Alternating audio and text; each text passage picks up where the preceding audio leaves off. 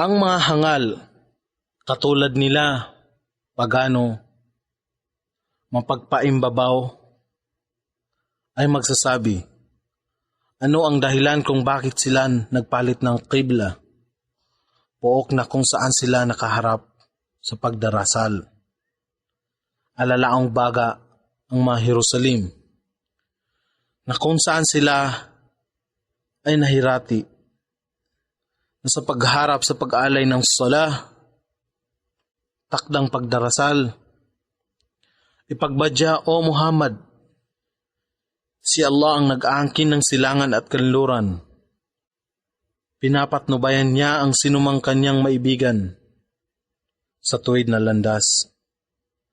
Kaya't aming ginawa kayo na isang pamayanan na makatarungan upang kayo ay maging mga saksi sa sangkatauhan at ang tagapagbalita ay maging saksi sa inyong sarili. At ginawa namin ang qibla, pook ng pagharap sa pagdarasal, alalaong baga ang Jerusalem na nakagisnan na ninyong doon humaharap. Pagkaraan ay aming pinag-utos na humarap kayo sa Kaaba upang masubukan ang susunod na tagapagbalita, si Muhammad, at ang matatalikod sa kanilang sakong, susuway sa tagapagbalita. Katotohanan ito ay mabigat, maliban na lamang sa kanila na pinatnubayan ni Allah.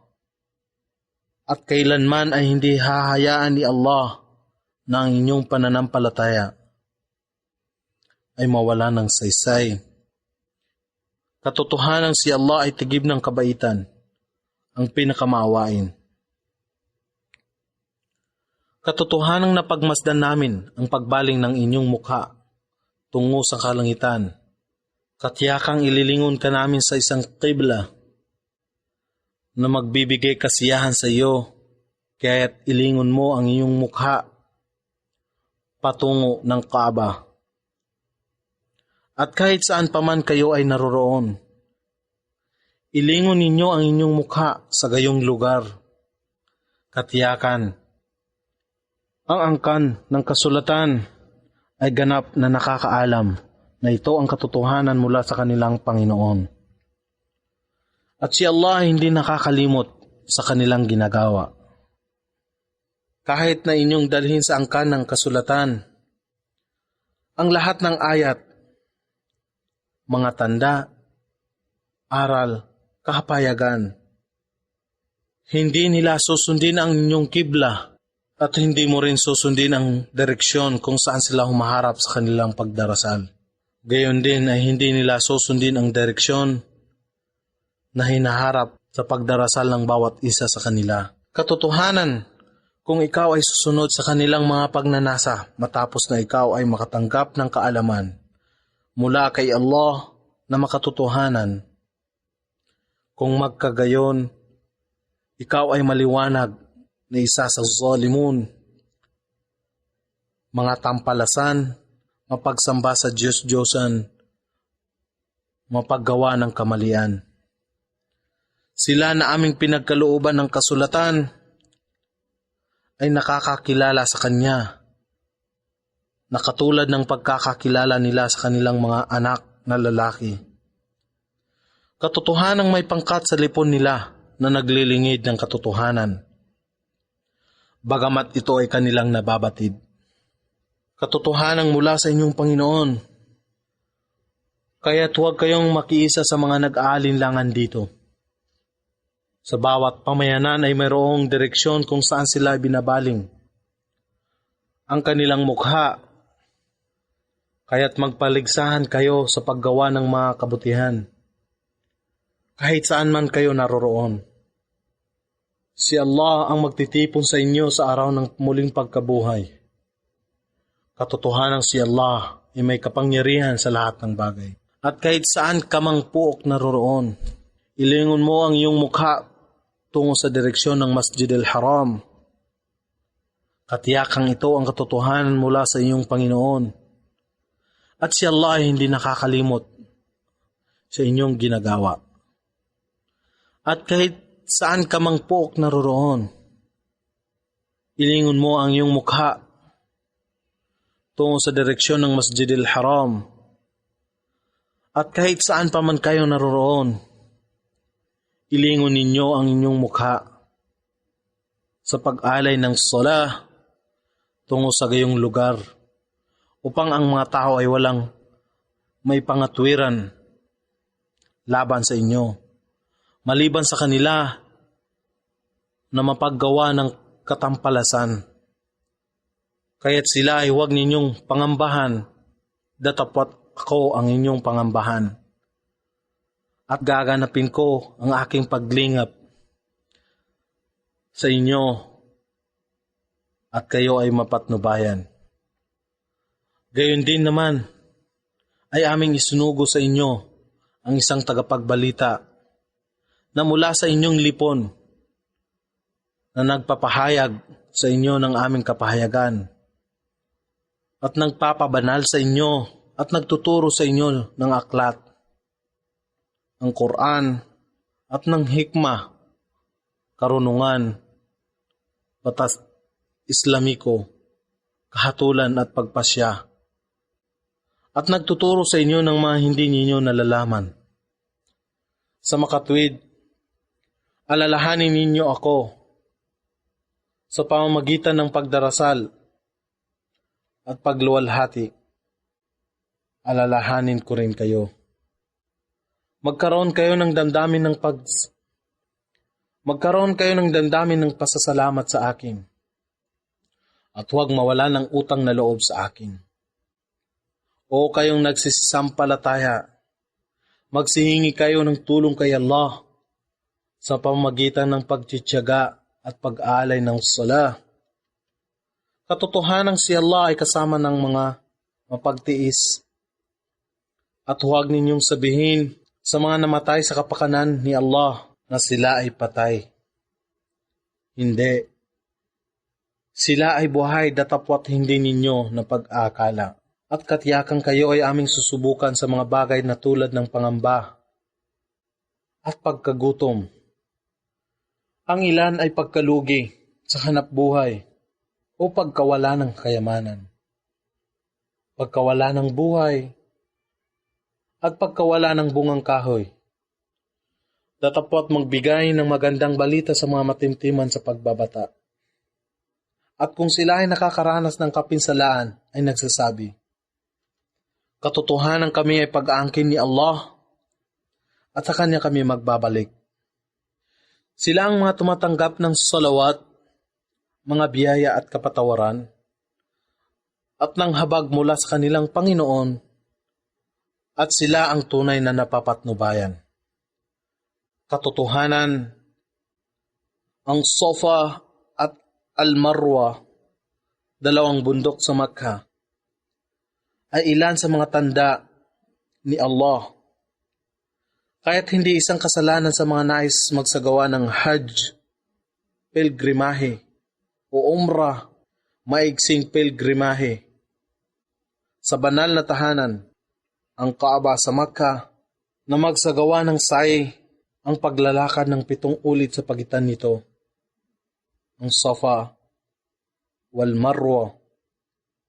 At kung sino man ang gumawa ng kabutihan sa kanyang sariling kusa, katotohanan si Allah ang higit na nakakakilala, ang ganap na maalam.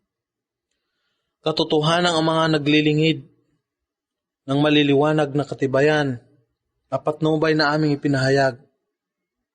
Matapos na ito ay aming ginawa na maging maliwanag sa angkan ng kasulatan. Sila ang mga sinusumpa ni Allah at isinusumpa ng mga manunumpa. Maliban sa mga nagsisisi at nagsisigawa ng kabutihan at lantad na nagpapahayag ng katotohanan, sila yaon na aking tatanggapin ang kanilang pagtitika, sapagkat ako ang lagi nang nagpapatawad, ang pinakamawain. Katotohanan ang mga hindi sumasampalataya at namatay habang sila ay walang pananampalataya. Sa kanila ang sumpa ni Allah, gayon din ang sumpa ng mga anghel, at ng sangkatauhan ng sama-sama. Magsisipanatili sila rito sa ilalim ng sumpa at parusa ng impyerno. Magpakailanman ang kanilang kaparusahan ay hindi pagagaanin. Gayon din naman, sila ay hindi bibigyan ng palugit. At ang inyong Panginoon ay isang Diyos lamang. La ilaha illahu. Wala nang iba pang Diyos na karapat dapat pag-ukulan ng pagsamba maliban sa Kanya. Ang pinakamahabagin, ang pinakamaawain. Katotohanan sa pagkakalikha sa mga kalangitan at kalupaan at sa pagsasalita ng gabi at araw at ang mga barko na naglalayag sa karagatan na rito ay may kapakinabangan sa mga tao. At ang ulan na pinamamalisbis ni Allah mula sa kalangitan at nakapangyayaring ang kalupaan ay mabuhay mula sa pagiging patay. At ang lahat ng uri na nilikha narito ay kanyang ikinalat. At ang pag-ihip ng hangin at mga ulap na nakalutang sa pagitan ng lupa at langit ay katiyakang ayat, mga tanda, katibayan, katunayan sa mga tao na may pangunawa na gumagamit ng kanilang katalinuhan. Mayroong mga tao na nagtuturing pa ng iba, bukod pa kay Allah bilang katambal. Minamahal nila ito na katulad din ng pagmamahal nila kay Allah. Datapwat ang mga nananampalataya ay may nag-uumapaw na pagmamahal kay Allah. At kung nababatid lamang ng mga mapaggawa ng kamalian, na kanilang mamamasdan ang kaparusahan sa kabilang buhay, na si Allah ang naghahawak ng lahat ng kapangyarihan at si Allah ay mahigpit sa kaparusahan. At kung sila ay kanilang pinamarisan, ay magpasinungaling sa mga sumusunod sa kanila at kanilang mamamasdan ang kaparusahan. Ang lahat ng kanilang pinagsamahan ay mapuputol. At ang mga sumunod sa kamalian ay magsasabi, kung mayroon man lang kami kahit na isang pagkakataon na makabalik sa mundo, aming itatatwa sila kung paano kami ay kanilang itinatwa.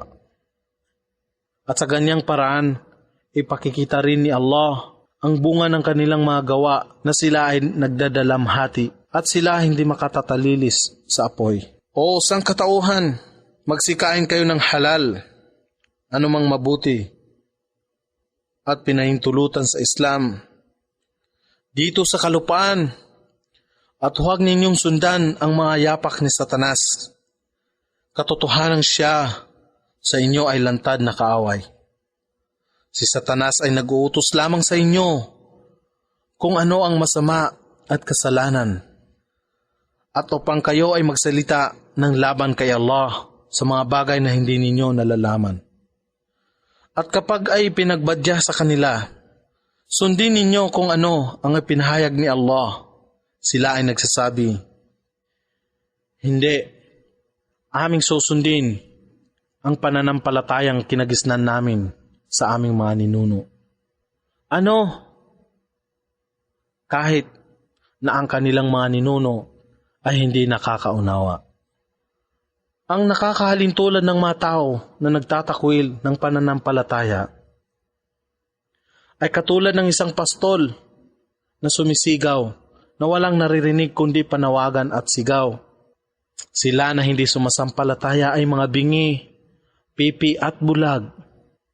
Sila ay hungkag sa pangunawa sa katotohanan at karunungan. O kayong nagsisisampalataya, magsikain kayo ng mga mabubuting bagay na aming ipinagkaloob sa inyo at magkaroon ng damdamin ng pasasalamat kay Allah. Kung katsiyakang siya ang inyong sinasamba, Ipinagbawal lamang niya sa inyo ang mayta, patay na hayop, na hindi kinatay sa pamamaraang Islamiko, at dugo, at ang laman ng baboy, at mga hayop na kinatay bilang sakripisyo, maliban pa kay Allah. Datapwat kung sinuman ang napilitan dahilan sa pangangailangan, na walang pagnanais o paglabag o humigit sa kanyang pangangailangan, kung gayon, ito ay hindi kasalanan sa kanya. Katotohanan si Allah ay lagi nang nagpapatawad, ang pinakamawain. Katotohanan ang mga naglilingid ng mga ipinahayag ni Allah sa aklat, kapalit ng maliit na kabayaran. Sila yaon na walang nilulunok sa kanilang sikmura kundi ang apoy. Si Allah ay hindi mangungusap sa kanila sa araw ng muling pagkabuhay. Gayon din naman ay hindi sila dadalisayin. At kasakit-sakit ang kanilang kaparusahan. Sila na kanilang pinili ang pagkaligaw kaysa sa patnubay, at kanilang pinili ang kaparusahan kaysa sa pagpapatawad ni Allah. Ano itong katapangan na kanilang ipinamalas sa apoy? Ito'y sa kanilang ipinadala ni Allah ang aklat, ang Quran na naglalaman ng katotohanan. At katsyakan, ang mga nagsisipagtalo-talo tungkol sa aklat ay lagi nang hindi magkakasundo na malayong malayo. Hindi isang alber, kabutihan, kabanalan, katuwiran at lahat ng gawa ng pagsunod kay Allah na inilingon ninyo ang inyong mukha sa silangan o kanluran. Sa pag-alay ng sala, takdang panalangin, datapwat ang alber ay ang pagsasampalataya kay Allah sa huling araw, at sa mga anghel, at sa aklat, at sa mga tagapagbalita, at gumugugol ng kanyang yaman, sa mga kamag-anak, sa mga ulila, sa mga maralita, sa mga naglalakbay, sa mga humihingi, at sa pagpapalaya ng mga alipin, ang maging matimtiman sa pag-alay ng sala at nagkakaloob ng zaka, katungkulang kawanggawa, at tumutupad sa kasunduan na kanilang ginawa, at matatag at matyaga sa matinding kahirapan at karamdaman. At sa lahat ng panahon ng pakikibaka o pakikipaglaban sa digmaan, sila yaong mga tao ng katotohanan, at sila ang mga almuttaqun, mga may pagkatakot kay Allah, matimtiman, matuwid, banal at mabuti. O kayong nagsisampalataya, ang qisas, ang batas ng pagkakapantay-pantay sa kaparusahan, ay itinalaga sa inyo sa kaso ng pagpatay. Ang isang malayang tao ay parurusahan ng kamatayan dahilan sa pagpatay ng isang malayang tao. Ang alipin sa alipin, ang babae sa babae, datapwat kung ang pagpapatawad ay ginawad ng mga kamag-anak nang napaslang sa kanilang kapatid o nakapatay o pumatay. Kung gayon, ang mga kamag-anak ng napatay na tao ay mararapat na humingi ng kabayaran sa dugo sa makatuwirang hiling. Kabayaran, ang nakapatay ay mararapat na magbayad at magsukli ng magandang pagtingin ng pasasalamat. Ito ay isang kaginhawahan at habag mula sa inyong Panginoon. At matapos ito, Sinumang lumagpas sa hangganan, siya ay tatanggap ng kasakit-sakit na kaparusahan. At sa al-qisas, batas ng pagkakapantay-pantay sa kaparusahan, ay mayroong pagliligtas ng buhay sa inyo. O kayong mga tao na may pangunawa upang kayo ay maging al-muttaqun. At sa al-qisas, batas ng pagkakapantay-pantay sa kaparusahan, ay mayroong pagliligtas ng buhay sa inyo. O kayong mga tao na may pangunawa upang kayo ay maging al-muttaqun, may pagkatakot kay Allah, matimtiman, matuwid, banal at mabuti. Ito ay tinatalaga sa inyo na kung sakali ang kamatayan ay nalalapit na sa isa sa inyo, at kung siya ay mayroong may iwan na kayamanan, na siya ay gumawa ng wasiya, testamento ng pagpapamana o huling habilin, para sa kanyang magulang at malalapit na kamag-anak ng ayon sa makatarungang paraan. Ito ay isang tungkulin ng al-muttaqun. May pagkatakot kay Allah, may damdamin ng kabanalan at katwiran. Ngunit sinuman ang magbago ng pamana ng yumao, matapos na ito ay marinig mula sa kanya, ang kasalanan ay nanggaling sa mga bumago o nagpalit nito. Katotohanan si Allah ang lubos na nakakarinig, ang ganap na nakakaalam. Datapwat sinuman ang bumago ng habilin dahilan sa kanyang napag-alaman, na ang naghabilin ay nakagawa ng hindi makatarungan o kamalian, at kanyang pinagkasundo sila. Siya ay walang kamalian o kasalanan dito. Katsiyakang si Allah ay lagi nang nagpapatawad, ang pinakamawain. O kayong nagsisisampalataya, ang pag-aayuno ay ginawad sa inyo, nakagaya rin naman ng pagtatalaga sa mga nangauna sa inyo, upang kayo ay maging al-muttaqun, magkaroon ng pagpipigil sa sarili, may kabanalan, kabutihan, katwiran at kataimtiman.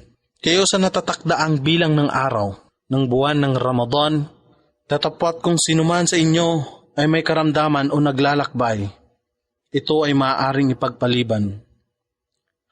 At ang natatakdang araw ay dapat nabayaran sa mga darating na panahon.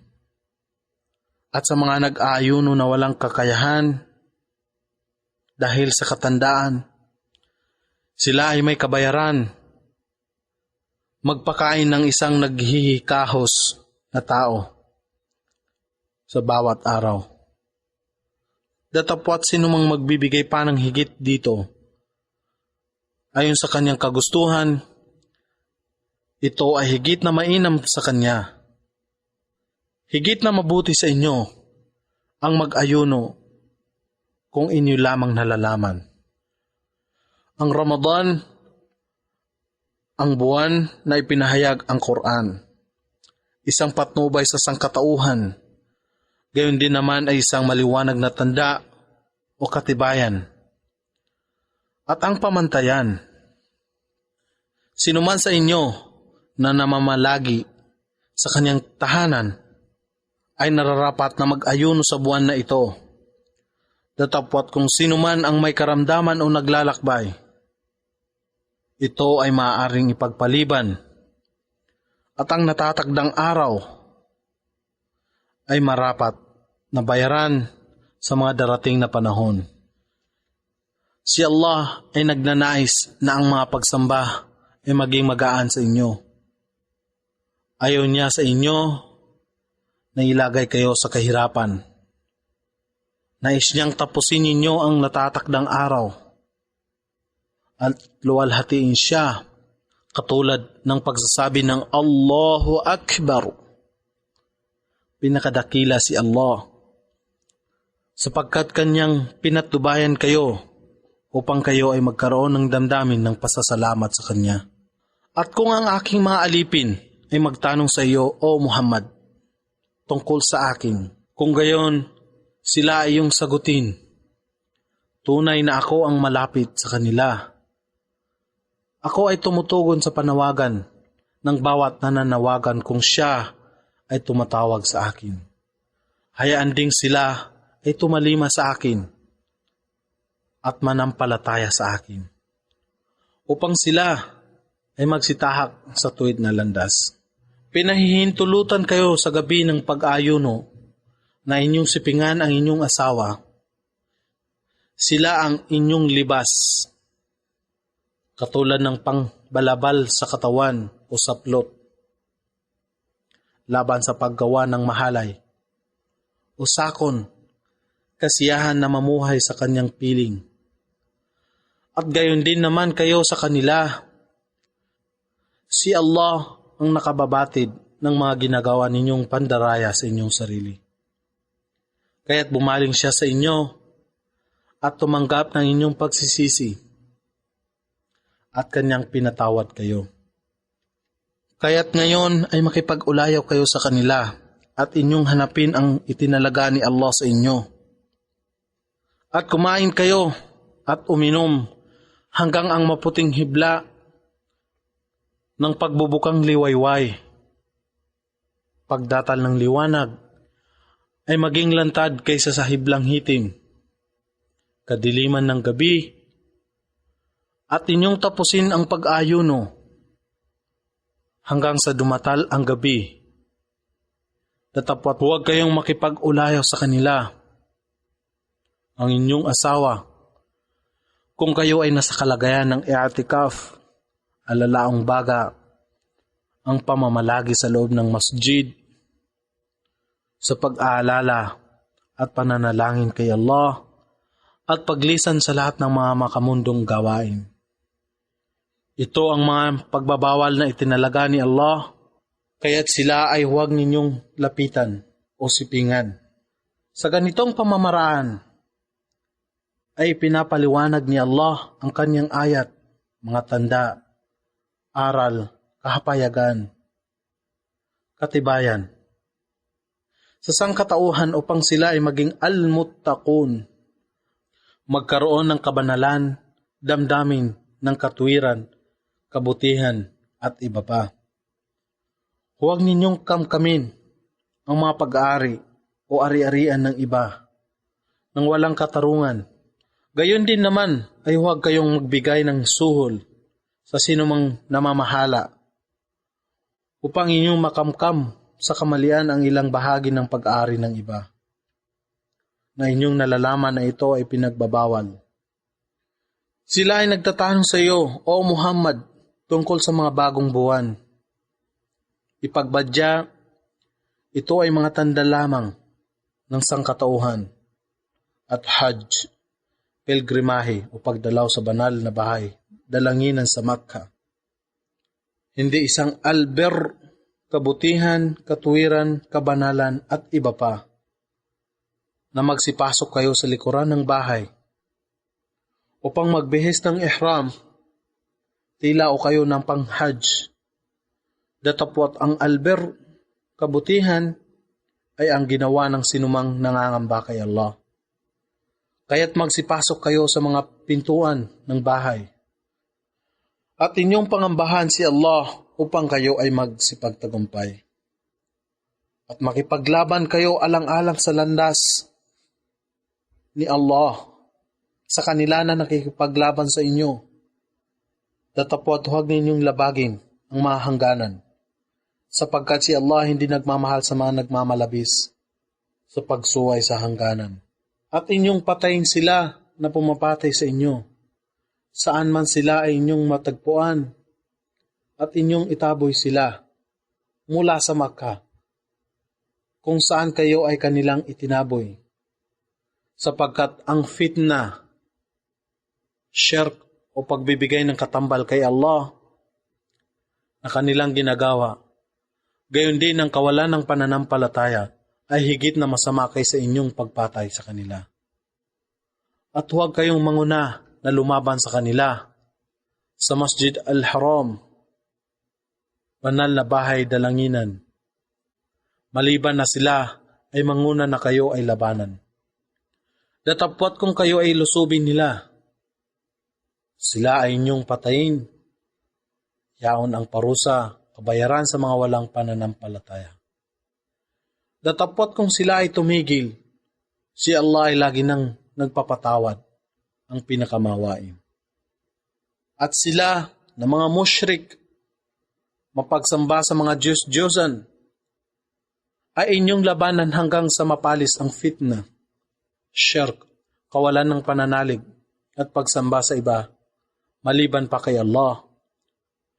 At lahat at bawat uri ng pagsamba ay matuon lamang kay Allah. Datapwat kung sila ay maglubay sa pakipaglaban sa inyo, huwag hayaang magkaroon ng paglalaban at paglabag maliban sa zalimun, mga tampalasan. Mapagsamba sa Diyos-Diyosan, mapaggawa ng kamalian. Ang banal na buwan ay banal na buwan. At sinuman ang lumabag sa mga ipinagbabawal na bagay ay dapat parusahan ng katulad ng kanyang ginawa. Kaya't sinuman ang lumabag ng mga pinagbabawal sa inyo, kung gayon, kayo ay lumaban sa kanya ng tulad din ng kanyang ginawa sa inyo.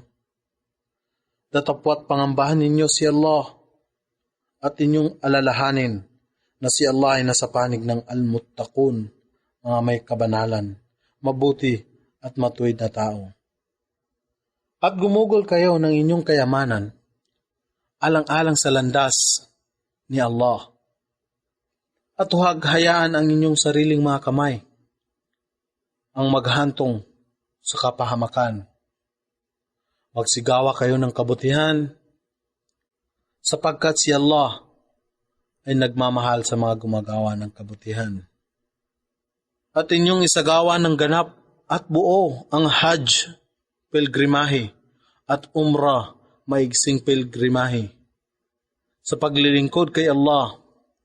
Datapwat kung kayo ay nagkaroon ng sagabal, kayo ay mag-alay ng hadi, ang hayop tulad ng tupa, baka, kamilyo at iba pa. Ayon sa inyong kakayahan, at huwag ninyong ahitin ang inyong ulo hanggang ang inyong hadi ay hindi pa nakararating sa pok ng pag-aalay.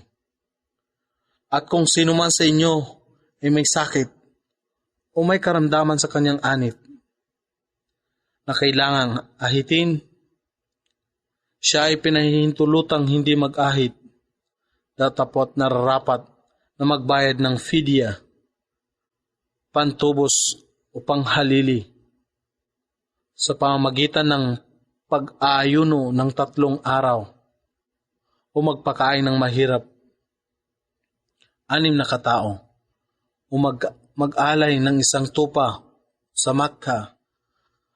At kung kayo ay nasa katayuang muli ng kaligtasan, sinuman ang magsagawa ng Hajj, sinuman ang magsagawa ng Umrah hanggang Hajj sa buwan ng Hajj, siya ay nararapat na mag-alay ng hadi ayon sa kanyang kakayahan. Tatapwat kung wala siyang kakayahan, ay nararapat na siya ay mag-ayuno ng 3 araw sa panahon ng Hajj at 7 araw pagka-uwi niya. Ganap na 10 araw sa lahat-lahat. Ito ay para sa kanila na ang mga pamilya ay hindi nakatira ng Masjid al-Haram. At inyong pangambahan si Allah at inyong maalaman na si Allah ay mahigpit sa kaparusahan. Ang Hajj, pilgrimahe, ay sinasagawa sa loob ng mga bantog na buwan.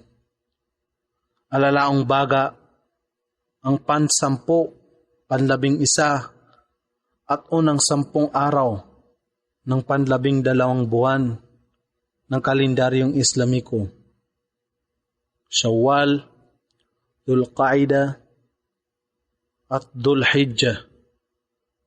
Kaya't kung sino man ang magpasyang magsagawa ng Hajj, pilgrimahe, sa pamamagitan ng pagsasagawa o pagbibihis ng ihram, alalaong baga, kasuotan na pang pilgrimahe.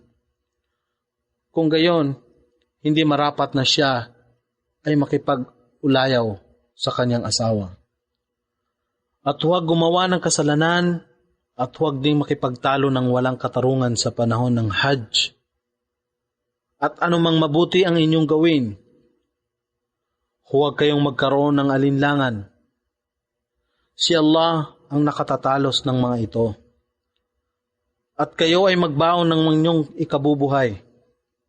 Datapwat ang higit na mainam na baon ay taqwa, kabutihan, kabanalan, pangangamba at pagkatakot kay Allah. Kahit ako ang inyong pangambahan o kayong mga tao na may pangunawa.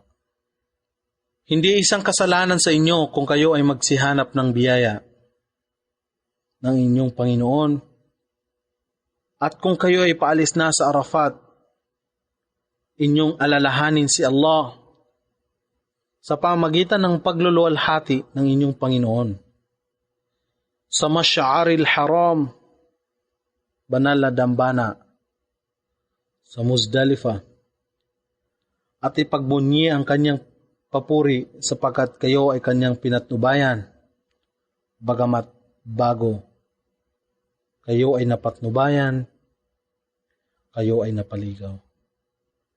At kung kayo ay maglisan kung saan ang karamihan ay nagsisialis at kayo ay manawagan kay Allah sa kanyang kapatawaran, katotohanan si Allah ay lagi nang nagpapatawad, ang pinakamawain. Kaya't kung matapos na ninyo ang inyong manasik, mga ritual at lahat ng seremonya at tungkulin sa Hajj at tungkulin ng Hajj, inyong ipagmunyi ang papuri kay Allah. Alalahanin ninyo si Allah kung paano ninyo ginugunita ang inyong mga ninuno o higit pa ritong pag-aalaala sa puso at kaluluwa. Mayroon sa karamihan ng mga tao ang nagsasabi, Aming Panginoon, ipagkaloob ninyo sa amin ang biyaya sa mundong ito. Datapwat sila ay walang bahagi sa kabilang buhay dahilan sa hindi nila hiniling ito kay Allah at hindi rin nila pinangarap. At mayroon sa karamihan nila ang nagsasabi, Aming Panginoon, inyong pagkalooban kami ng mabuti sa mundong ito at mabuti sa kabilang buhay. At inyong iadya kami sa kaparusahan ng apoy. Sa kanila ay gagawad ang gantimpala ng kanilang pinagsumikapan. At si Allah ay maagap sa pagsusulit. At alalahanin si Allah sa panahon ng natatakdang araw, ang 3 araw na ang mga tao ay namamalagi sa Mina sa panahon ng Hajj. Sa 11, 12, at 13 araw ng buwan ng Dhul Hijjah, sa pagsasabi ng malimit ng Allahu Akbar, si Allah ang pinakadakila sa lahat. At habang nagkakatay ng hadi, pangsakripisyong hayop, at sa panahon ng rami, ng jamarat, simbolikong pagpupukol ng mga bato sa mga burol bilang pagtatakwil kay Satanas.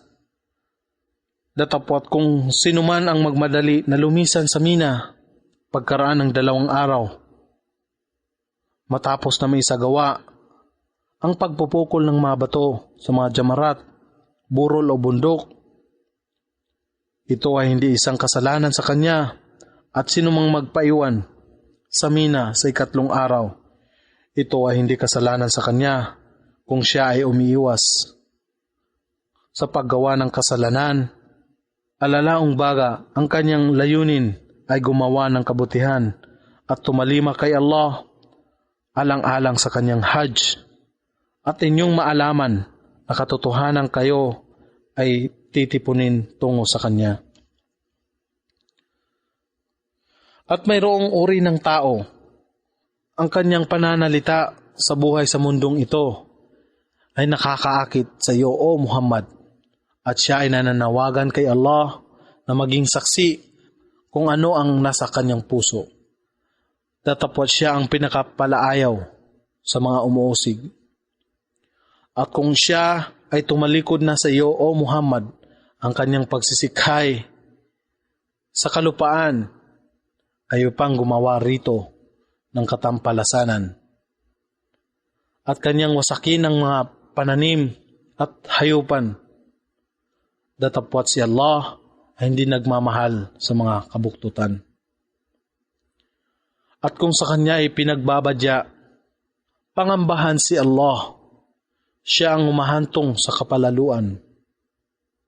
Sa higit na maraming kabuktutan, sapat na sa kanya ang impyerno at tunay ng kasuklam-suklam ang pook na ito para panahanan. At mayroong isang uri ng tao na iniaalay niya ang kanyang buhay upang makamtan ang kasiyahan ni Allah, at si Allah ay tigib ng kabaitan sa kanyang mga alipin. O kayong magsisisampalataya, magsipasok kayo sa Islam, pagsunod, pagtalima, pagsuko sa lahat ng mga kautusan ni Allah. O kayong magsisisampalataya, magsipasok kayo sa Islam at huwag ninyong sundin ang mga yapak ni Satanas, sapagkat tunay ngang siya ang inyong lantad na kaaway. At kung kayo ay tumalilis, matapos ang maliwanag na tanda, si Propeta Muhammad, ang Quran at Islam, ay dumatal sa inyo, kung gayon, inyong maalaman na si Allah ang pinakamakapangyarihan, ang pinakamaalam. Sila ay walang hinihintay, maliban na si Allah ay dumatal sa kanila sa lilim ng mga ulap, at ang mga anghel sa mga sandaling yaon. Ang lahat ng bagay ay kanyang huhusgahan. At kay Allah ang paghuhusga sa lahat ng bagay. Inyong tanungin, O Muhammad, ang angkan ng Israel, kung gaano karami ang maliliwanag na ayat na aming ipinadala sa kanila. Datapwat sino man ang magpalit ng paglingap ni Allah, matapos na ito ay dumatal sa kanya, kung gayon, katotohanan si Allah ay mahigpit sa kaparusahan. Ang buhay sa mundong ito ay kaakit-akit sa mga hindi sumasampalataya, at sila ay nanunuya sa mga sumasampalataya. Datapwat sila na sumusunod sa mga pag-utos ni Allah at umiiwas sa mga bagay na kanyang pinagbabawal, ay mangibabaw sa kanila sa araw ng muling pagkabuhay. At si Allah ang magkakaloob ng kanyang panustos nang walang sukat sa sinumang kanyang naisin. Ang sangkatauhan ay isang pamayanan lamang, at si Allah ang nagsugo ng mga tagapagbalita na may taglay na magandang balita at paalaala. At sa kanila ay kanyang ipinagkaloob ang aklat sa katotohanan upang kanilang mahatulan ang mga tao sa mga bagay na hindi nila pinagkakasunduan. Datapwat ang angka ng kasulatan ay hindi sumang-ayon sa relihiyon ni Muhammad dahilan sa matinding pagkamuhin nila sa kanya. Matapos ang maliwanag ng mga katibayan tungkol sa kanya, ay dumatal sa kanila. At sa kapahintulutan ni Allah sa pamamagitan ng kanyang biyaya, ay kanyang pinatnubayan sa katotohanan ang mga sumasampalataya tungkol sa mga bagay na hindi nila pinagkakasunduan. Sapagkat si Allah ang namamatnubay sa sinumang kanyang maibigan sa tuwid na landas. At kayo ba ay nag-aakala na kayo ay magsisipasok sa paraiso nang walang anuman na katulad ng dumatal sa mga nangauna sa inyo? Sila ay nakaranas ng mga matinding kahirapan at karamdaman at lubha silang nawalan ng katatagan, na maging ang tagapagbalita at ang mga naniniwala na kasama niya ay nasabi, kailan pa kaya daratal ang tulong ni Allah? Katotohanan, ang tulong ni Allah ay malapit na. Itinatanong nila sa iyo, O Muhammad, kung ano ang kanilang dapat gugulin. Ipagbadya, anumang kayamanan na inyong gugulin mula sa mabuti ay para sa mga magulang at kamag-anak at sa mga ulila at sa mga maralita at sa mga nagigipit na naglalakbay at anuman ang inyong gagawin na mabuti, tunay na talastas ito ni Allah. Ang jihad, ang banal na pakikipagpunyagi sa Islam ay ipinag-utos sa inyo, o mga Muslim. Bagamat ito ay hindi ninyo nais, ngunit maaring ang isang bagay na hindi ninyo naibigan, ito ay mainam, makabubuti sa inyo, at maaring ang isang bagay na inyong nagugustuhan, ito ay masama, hindi makabubuti sa inyo. Datapwat si Allah ang nakakaalam, at ito ay hindi ninyo nalalaman. Sila ay nagtatanong sa iyo, O Muhammad, tungkol sa pakikipaglaban sa mga banal na buwan. Ipagbadya, ang pakikipaglaban sa panahong ito ay isang matinding pagsuway. Datapwat ang higit na malubhang pagkakasala sa paningin ni Allah ay ang sansalain ang sangkatauhan sa pagsunod sa landas ni Allah, ang hindi pagsampalataya sa kanyang relihiyon at paghadlang na makapasok sa Masjid al-Haram at itaboy ang nagsisipanirahan dito, at ang fitna, kawalan ng pananampalataya kay Allah at pagsamba sa mga Diyos-Diyosan ay higit na masama sa pagpatay, at sila ay hindi kailanman titigil sa pakipaglaban sa inyo hanggang sa kayo ay kanilang mailayo sa inyong relihiyon, hanggat makakaya nilang gawin.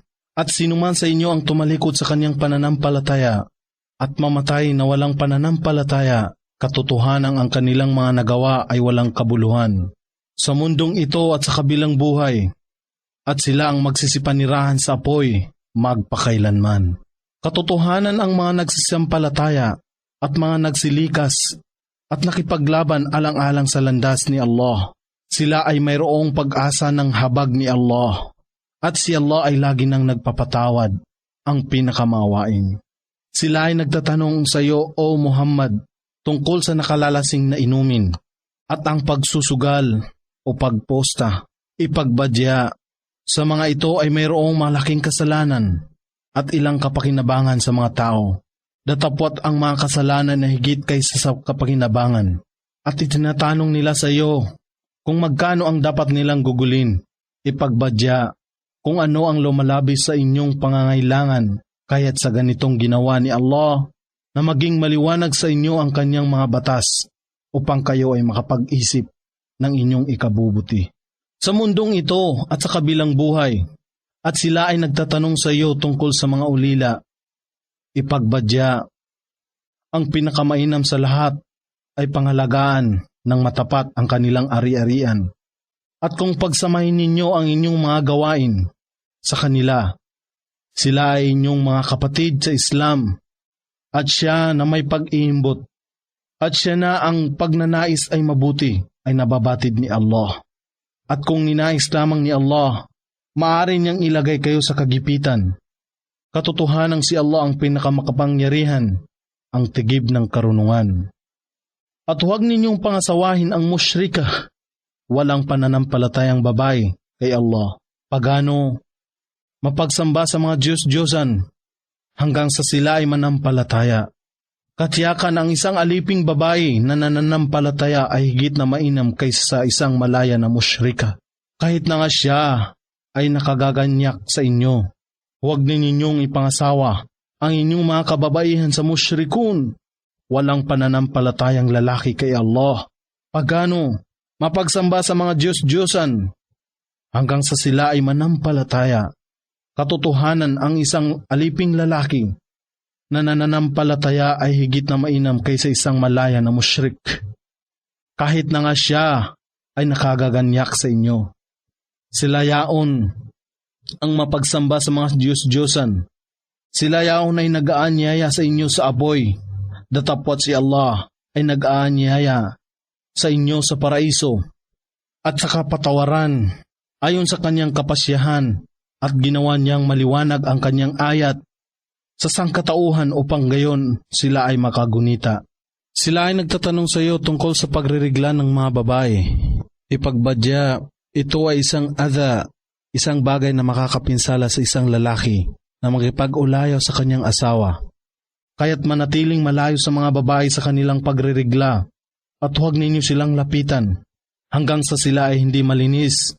At kung nakapaligo na sila, sila ay inyong lapitan sa paraan na ipinag-utos ni Allah. Katotohanang si Allah ay tunay na nagmamahal sa mga nagbabalik loob sa Kanya sa pagsisisi at nagmamahal sa kanila na nagpapadalisay ng kanilang sarili. Ang inyong mga asawa ay isang taniman ng binhi, kaya't makipagtalik kayo sa inyong mga asawa sa anumang paraan na inyong naisin. Kung kailan at paano ninyo ibig makipagniig kayo sa inyong mga asawa hanggat ito ay nasa loob ng kanilang luba at hindi sa likuran.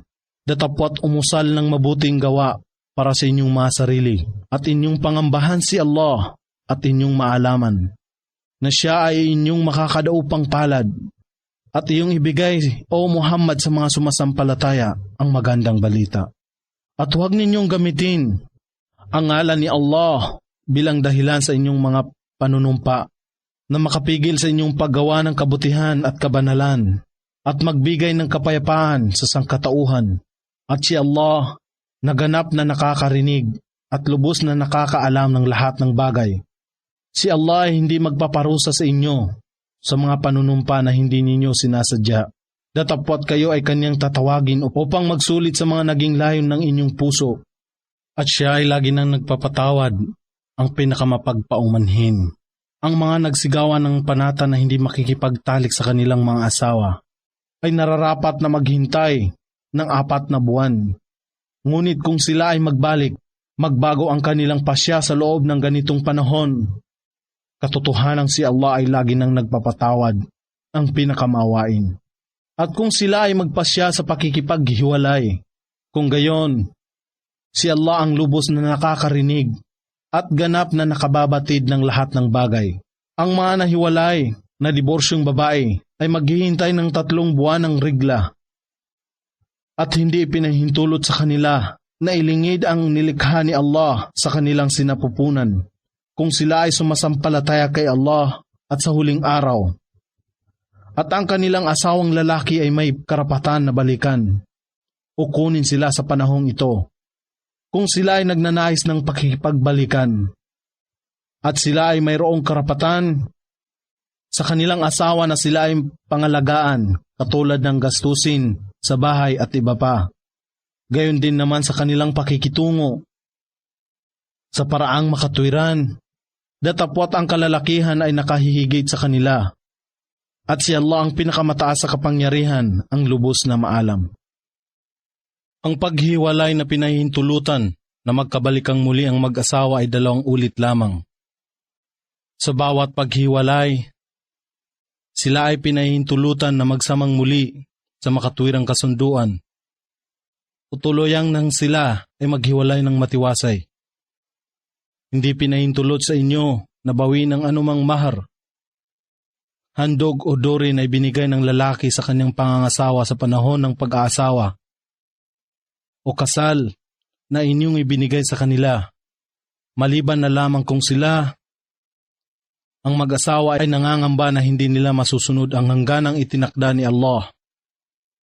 Kaya't kung kayo ay nangangamba na hindi nila masusunod ang mga hangganang itinakda ni Allah para sa isa't isa, hindi isang kasalanan sa kanila kung ibalik ang asawang babae ang mahar, duri o bahaging nito para sa paghiwalay.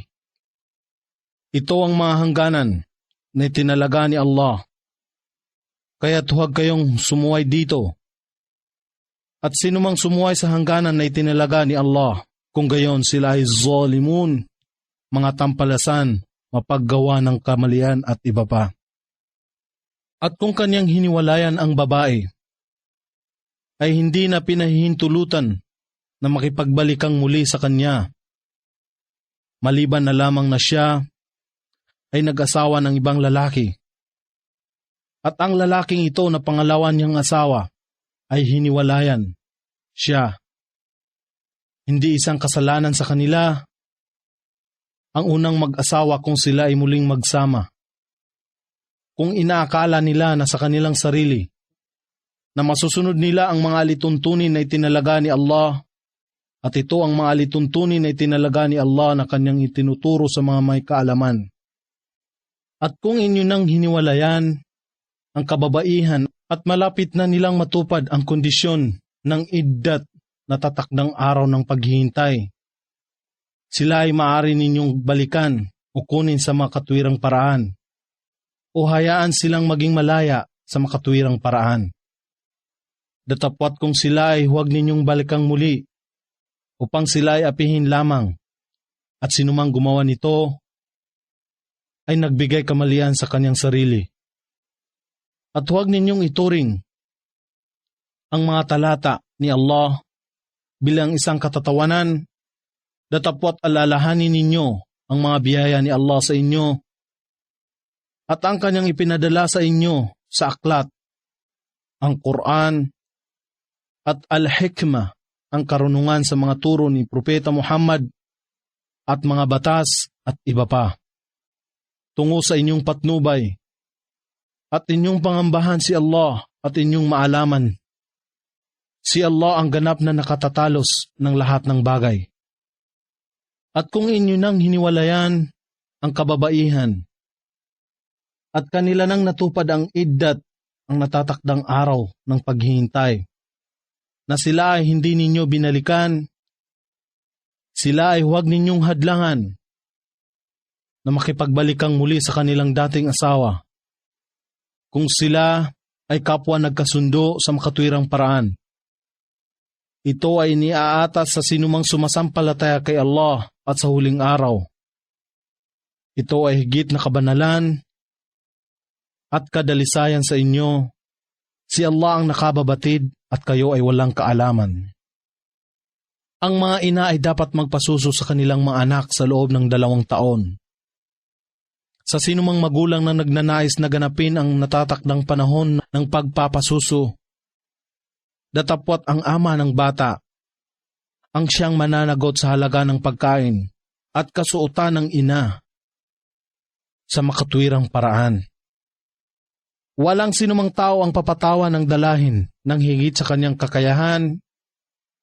Walang sinumang ina ang parurusahan dahilan lamang sa kanyang anak, gayon din ng ama dahilan lamang sa kanyang anak. At sa tagapagmana ng ama, na katulad ng kung ano ang kapanagutan ng ama para sa kanyang anak, kung sila ay kapwa nagpasya sa pag-awat sa kanya, sa magkapanabay na pahintulot, ito ay hindi kasalanan sa kanilang dalawa. At kung kayo ay nagpasya na kumuha ng tagapag-alaga na magpapasuso sa inyong mga anak, ito ay hindi kasalanan sa inyo, ngunit kailangan ninyong bayaran kung ano ang inyong pinagkasunduan na ibigay sa kanya sa makatwirang paraan. At inyong pangambahan si Allah at inyong maalaman. Si Allah ang ganap na nakamamasid ng inyong ginagawa. At sa inyo na pumanaw at nakaiwan ng asawa, sila ay maghihintay sa loob ng 4 na buwan at 10 araw. At kung kanilang naganap na ang natatakdang panahon, hindi isang kasalanan sa inyo. Kung sila ay magpasya sa kanilang sarili sa makatwiran at marangal na paraan, at si Allah ang ganap na nakatatalos ng inyong ginagawa. Hindi kasalanan sa inyo kung kayo ay magpahiwatig ng kasunduang magpakasal. O ilingid ninyo ito sa inyong sarili. Si Allah ang nakababatid, naguguni-gunita ninyo sila. Datapwat huwag kayong mangako sa kasunduan sa kanila sa lingid, maliban na kayo ay mangusap sa kanila sa marangal na pagsasalita ayon sa batas Islamiko. At huwag ninyong ganapin ang pag-aasawa hanggat ang natatakdang araw ay hindi pa natatapos. At inyong maalaman na nababatid ni Allah ang nasa inyong isipan. Kaya't pangambahan siya at inyong maalaman na si Allah ay lagi nang nagpapatawad, ang pinakamapagpaumanhin. Hindi isang kasalanan sa inyo kung inyong hiwalayan ang kababaihan kahit na sila ay hindi pa ninyo nakakaulayaw o hindi pa naibibigay ang mahar, duri o handog na ibinibigay ng lalaki sa babae sa panahon ng pag-aasawa. Datapwat sila ay inyong gawaran ng angkop na handog. Ang mayaman ng ayon sa kanyang kakayahan at ng mahirap ng ayon sa kanyang kakayahan. Tungkulin ng sinuman na nagnanais na gumawa ng mabuti. At kung sila ay inyong hiniwalayan bago pa sila ay inyong makaulayaw, ang mahar ay napagpasyahan na.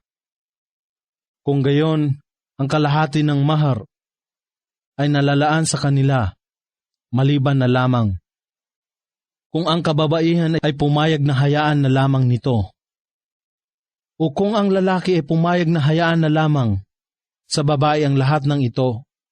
Datapot ang magparaya at magbigay ay higit na malapit sa kabanalan. At huwag niyong kaligtaan ang pagiging magparaya sa isa't isa. Katotohanan si Allah ang ganap na nakamamasid ng inyong ginagawa. Inyong pangalagaan ang pag-aalay ng salah, ang 5 bisis na katungkulang pagdarasal araw-araw, lalong-lalo na ang salatul asr. Alalaong baga ang paggitnaang panalangin o panghapong pagdarasal. At inyong isagawa ang salah na may pagpapakumbaba kay Allah.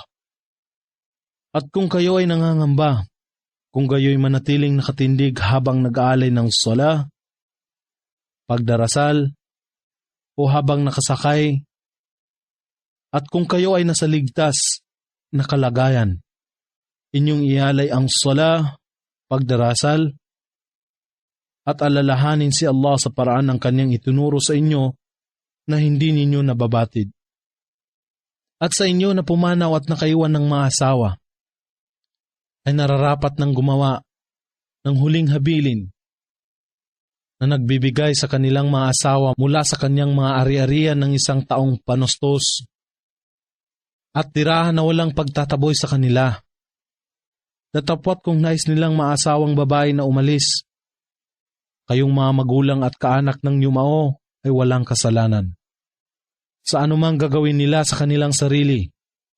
At kung sa pamamaraan na ito ay kapita-pitagan, at si Allah ang pinakamataas sa kapangyarihan, ang lubos na maalam. At karapatan ng mga nahiwalayang kababaihan, ang sustento na igawad sa kanila sa makatuwirang paraan. Ito ay isang katungkulan ng al-muttaqun, mga may pangangamba kay Allah, may kabanalan at iba pa. At sa ganito ay ginawa ni Allah na maliwanag ang kanyang mga batas sa inyo upang kayo ay magkaroon ng pangunawa. Hindi mo ba napag-isip, O Muhammad, ang tungkol sa mga lumisan sa kanilang tahanan na sila ay libo-libo dahil sa kanilang pagkatakot sa kamatayan? Si Allah ay nagwika, mamatay, at pagkatapos ay binalik niya ang kanilang buhay. Sapagkat si Allah ay tigib ng biyaya sa sangkatauhan, datapwat ang karamihan sa kanila ay walang damdamin ng pasasalamat. At kayo ay makipaglaban alang-alang sa landas ni Allah. At inyong maalaman na si Allah ang ganap na nakakarinig at lubos na nakababatid ng lahat ng bagay. Sino man ang magpautang kay Allah ng isang magandang pautang, ito ay pararamihin ni Allah ng paulit-ulit para sa kanya. Si Allah ang nagpapaunti at nagpaparami ng inyong ikabubuhay at sa kanya kayo ay magbabalik. Hindi ba ganinyo napag-isip ang tungkol sa pangkat ng angkan ng Israel pagkaraan ni Moises? nang kanilang sabihin sa propeta na mula sa kanilang lipon, "Magtalaga ka sa amin ng isang hari at kami ay makikipaglabarunungan." At ang kanilang propeta, si Samuel, ay nagsabi sa kanila, "Katotohanan ang tanda ng kanyang pagiging hari sa inyo ay ang pagdating sa inyo ng kaban at tabut, baol na kahoy, na dala ng mga anghel mula sa inyong Panginoon, na naroroon ng sakina, kapayapaan, kapanatagan at katahimikan, at ang mga naiwan ni Moises at si Harun. Katotohanan ito ay tanda sa inyo kung kayo ay naniniwala." At nang si Talut ay tumulak na kasama ang sandatahan, siya ay nagsabi, "Katotohanan si Allah ay susubok sa inyo sa pamamagitan ng ilog. Kung sino man ang uminom dito, siya ay hindi ko kasama. At sino man ang hindi tumikim nito ay aking kasama, maliban sa kanya sa kulong ng kanyang palad. Datapwat sila ay uminom dito maliban sa iilan. At nang kanilang matawid ang ilog, siya at ang mga kasama niya na nananampalataya ay nagsabi, "Sa araw na ito ay wala tayong lakas laban kay Gulayat at sa kanyang mga kabigi." Datapwat sila na nakababatid ng may katiyakan na kanilang makakatipan. Ang kanilang Panginoon ay nagsabi, "Gaano kadalas na ang isang maliit na pangkat ay nagwawagi sa malaking pangkat sa kapahintulutan ni Allah. Si Allah ay nasa panig ng mga matintiman sa pagtitiyaga." At nang sila ay pumalaot upang sagupain si Gulayat at ang kanyang mga kabig, sila ay nanalangin, "Aming Panginoon, ibuhos ninyo sa amin ang pagtitiyaga at gawin ninyong matatag ang aming mga hakbang. Kami ay gawin ninyong matagumpay laban sa mga walang pananampalataya." Sa kapahintulutan ni Allah ay kanilang nagapi sila at napatay ni David si Gulayat, at si Allah ay naggawad sa kanya, kay David, ng kaharian at hikma, karunungan, at nagturo sa kanya ng kanyang ninanais. At kung hindi pinigilan ni Allah ang isang lipon ng mga tao sa pamamagitan ng iba, ang kalupaan ay katsihakang mapupuspos ng kabuktutan. Datapwat si Allah ay puspos ng biyaya sa lahat ng kanyang mga nilalang.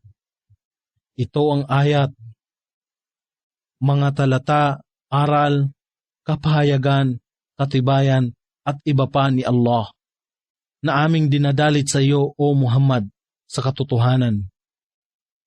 At ikaw ay isa sa mga tagapagbalita ni Allah.